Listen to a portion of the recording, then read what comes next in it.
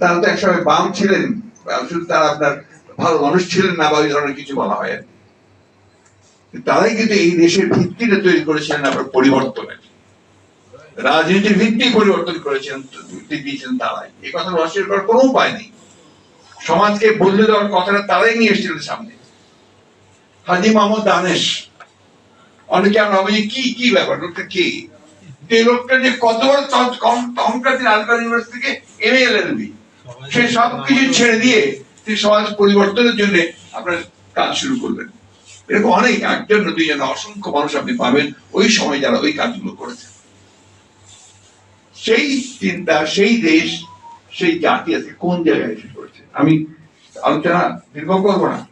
আপনার এখানে অনেক লম্বা ফিরিস্তি দিয়েছেন আমাদের গণি চৌধুরী সাহেব, অত্যন্ত ভালোভাবে তিনি আজকে পেপারটা প্রেজেন্ট করেছেন যে কি কি হয়েছিল, কারা এফেক্টেড হয়েছিলেন, কোন কোন পত্রিকা বন্ধ হয়ে গিয়েছিল। আবার সুকল গণতন্ত্র আবার যখন আপনার এখন এখন বলা হচ্ছে, আমি যেটাকে বলি আপনার একটা গণতন্ত্রের লেবাস পরে